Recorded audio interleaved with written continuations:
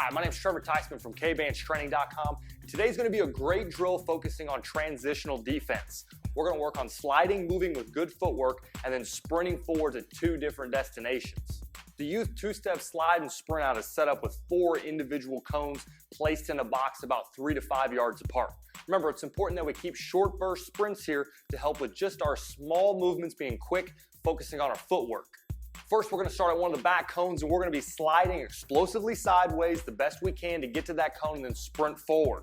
Our first variation will be sprinting to that first cone dead ahead of us, and then the next variation will be turning it into an angular sprint out where we're headed forward again with a small change of direction.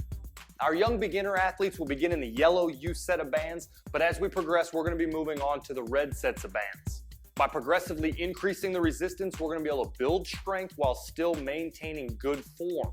By adding too much resistance to our young athletes, we're only going to hinder their form and running technique. So it's important that we get the right amount of resistance to build the strength as we move laterally and forward. Let's jump into a couple techniques for these youth athletes. It's important whenever we're playing defense at a young age, the lower and more balanced position that we can get in an athletic stance, the better we're going to be able to change directions.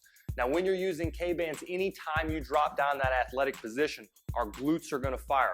Our lower legs are going to start getting a little bit of muscle activation so that we can build our hips, which improves our balance and multi-directional movements. While maintaining a good amount of space between your feet, try not to click the heels. We want to make sure that they're nice and wide so that we can change direction if we need to. Now, there's a couple things that we need to focus on this transition point that can translate to any sport. We want to make sure that our kids get really good knees, driving them up through the resistance, and great arm action. Some young athletes, you'll notice, really roll their shoulders over and lean over too far. You want to be in a natural dig phase and then pull out with the chest coming up as we increase speed. Within that 3 to 5 yard mark though, you're really not going to have a whole lot of time to come out of that dig phase. So make sure you see the young athlete really sprinting forward through the resistance on through the cone, not stopping before they get to that cone. Keep things real basic and motivating. You're not going to have near as much rest in between this set sequence, only going about 45 seconds. Head to that back cone, shuffle to the right, sprint forward, and alternate what we're doing. So you're going to go forward a set, then we're going to have that angled sprint, and then we're going to change directions starting at the other side, completing the same exact set sequence.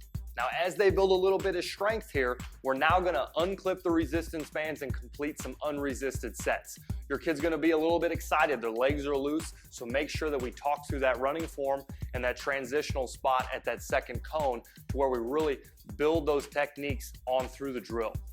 For more speed and agility drills and your very own set of Youth Kbands, head to KBandsTraining.com and let's get started training there today.